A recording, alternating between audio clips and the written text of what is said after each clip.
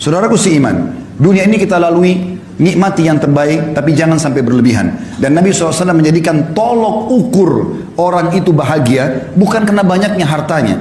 Tapi perhatikan kata Nabi SAW apa? Di dalam hadis yang sahih, diriwayatkan Imam Bukhari dalam kitab Adabul Mufrad, Man asbaha minkum aminan fi sirbi.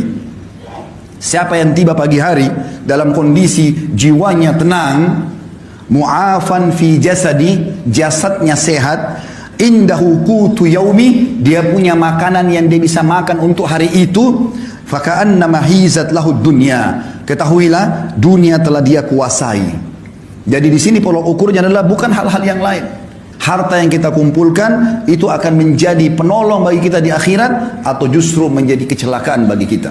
Juga dalam sabda Nabi SAW yang lain, riwayat Imam Ahmad dan juga Ibnu Majah dengan sanad sahih, kata baginda Nabi SAW, man kanatid dunya hammahum, siapa yang dunia menjadi targetnya, tidak ada urusannya sama halal haram, nggak ada urusannya dengan masalah akhirat, farraqallahu alaihi amrah, Allah akan sibukkan dia dengan perkara-perkara, tidak selesai-selesai, ini nggak selesai, itu nggak selesai, semuanya jadi masalah buat dia.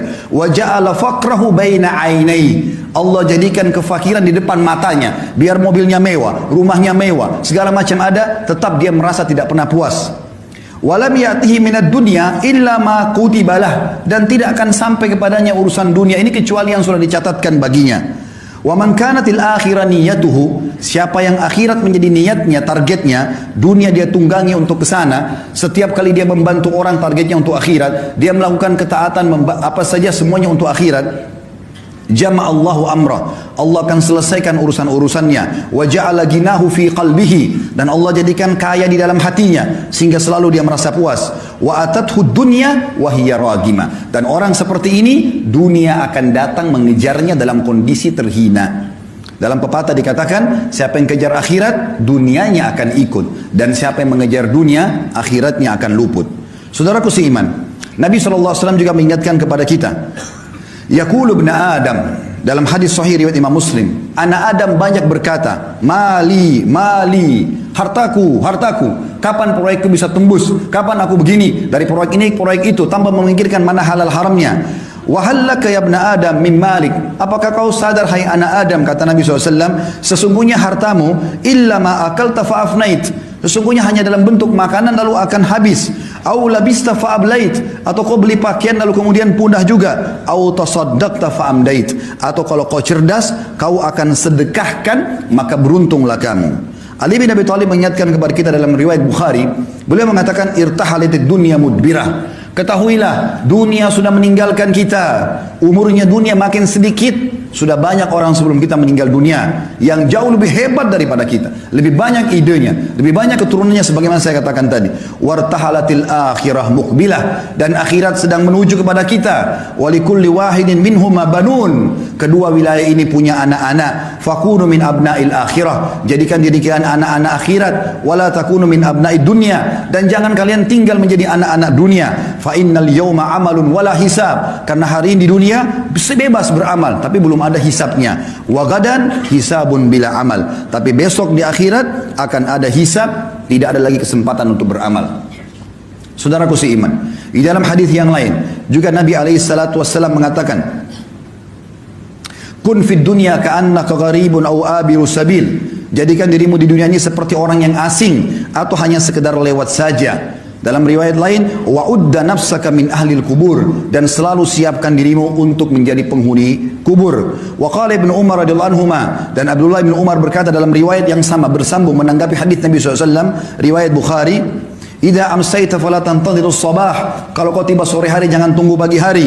Wa idza asbahta fala tantadhirul masa, kalau kau tiba pagi hari jangan tunggu sore hari. Wa khudh min sihhatika limaradik, maksimalkan masa sehatmu sebelum kamu sakit. Wa min hayatika limautik, dan selama hidupmu untuk persiapan matimu. Juga dalam hadis yang lain kata Nabi SAW, mali walid dunya, untuk apa saya mengejar dunia ini berlebihan. Ma'ana wad dunya, perumpamaan aku dengan dunia, kata Nabi SAW, innama mathali wa mathalud dunya kamathali rakibin dhalla tahta syajaratin thumma raha wa tarakaha.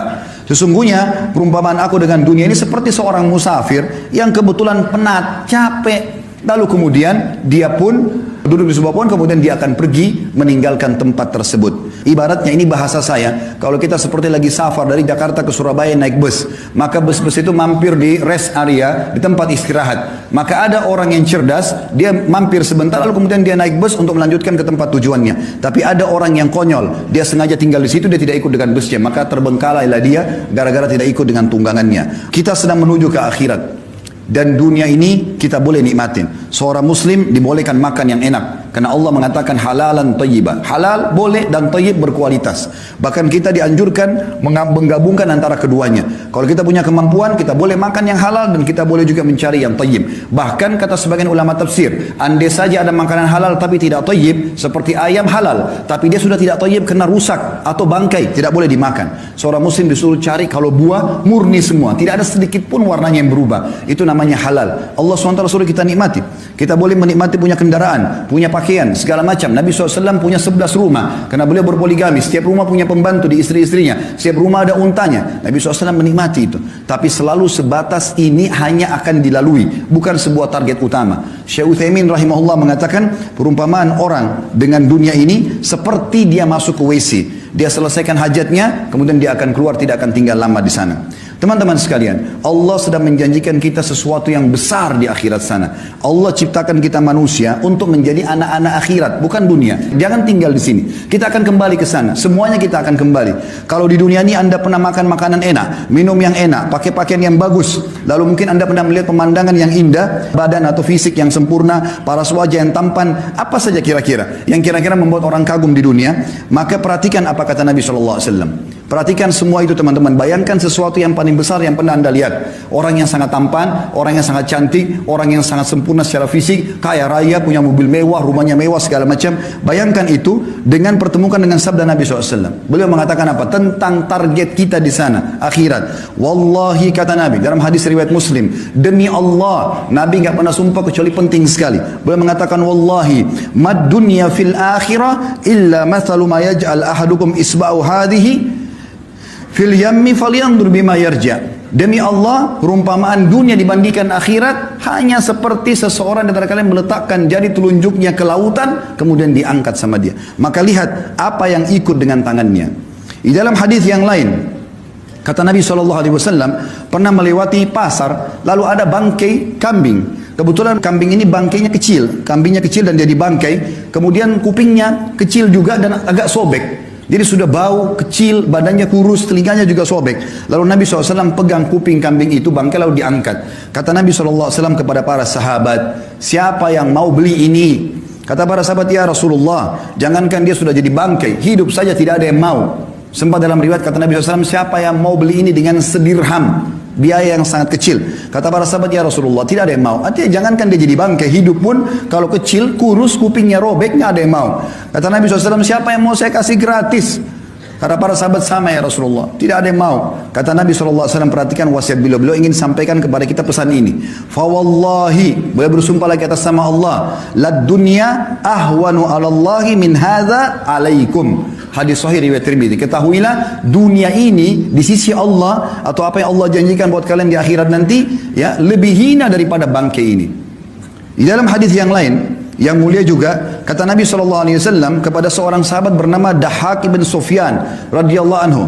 Beliau mengatakan Rasulullah SAW pernah berkata kepadaku, ya Dahhak, wahai Dahhak, ma ta'amuk, apa makananmu? Faqala ya Rasulullah al-laham wal laban. Aku selalu makan daging dan minum susu ya Rasulullah. Lalu kata Nabi SAW bertanya lagi, qala thumma yasiru ila madha. Kemudian jadi apa itu makanan daging dan susumu? Qala ila ma qad alimta. Tentu akan menjadi apa yang sudah anda tahu ya Rasulullah. Karena beliau santun dengan Nabi SAW, beliau tidak mau mengatakan jadi kotoran ya Rasulullah. Beliau mengatakan sudah menjadi apa yang anda tahu ya Rasulullah. Jelas susu menjadi air kencing, maaf, dan juga makanan akan jadi tinja, kotoran. Tapi sahabat ini santun dengan Nabi SAW, mengatakan ya Rasulullah, terjadi seperti apa yang anda tahu.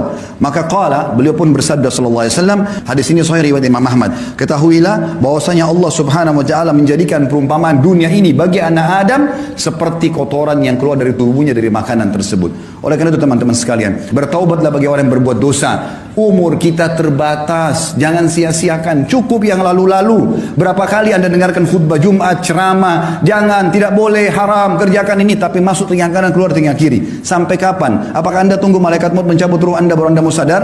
Apakah nanti pada saat sudah masuk kuburan digiring baru kemudian kita taubat? Ini keliru semuanya. Peringatan yang datang, orang yang cerdas begitu sampai ke kupingnya, sampai ke hatinya, lalu dia bertaubat kembali kepada Allah Subhanahu wa taala. Kembali kepada Allah sebuah keindahan, taubat dari kesalahan. Kalau dulu kita sudah beramal saleh bersyukur, sekarang kita kerja yang terbaik. Kata Hasan Basri rahimahullah sebagai penutup, "Hai anak Adam, kau hanya seperti bilangan saja. Setiap tiba pagi hari, hilang satu bilanganmu." Maka kita makin dekat dengan kuburan kita. Ingat, pada saat kita meninggal teman-teman sekalian, tidak ada yang ikut dengan kita kecuali amal kita. Hadis Nabi SAW yang berbunyi, kalau anak Adam meninggal dunia, dalam hadis Bukhari Muslim, anak Adam meninggal dunia akan ikut ke kuburan 3, keluarganya, hartanya, dan amalnya, dan akan pulang 2, hartanya dan keluarganya akan pulang. Secinta-cinta suami Anda kepada Anda, cinta-cinta anak kita kepada kita sebagai orang tua, tetap saja mereka tidak akan nginap di kuburan. 1 jam maksimal mereka tunggu di liang lahat, selebihnya mereka akan pulang. Istri kita bisa menikah sama orang lain, anak-anak kita akan sibuk dengan aktivitasnya, teman-teman kita cuma tetesin air mata sebentar lalu kemudian mereka kepada aktivitasnya kembali. Mobil mewah kita hanya bisa parkir di pagar kuburan. Dan yang tinggal, kata Nabi SAW, setelah pulang keluarga dan hartanya, tinggal bersama amalnya. Sholat yang selama ini kita kerjakan hanya buru-buru, sedekah yang selalu keluarnya cuma 1.000-2.000 rupiah, selalu perhitungan ini dan itu, selalu bermaksiat tidak sempat taubat, itu yang tinggal bersama kita. Dan ini berbahaya. Kalau kita tidak tentukan mulai sekarang, maka sampai kapan? Allahu a'lam.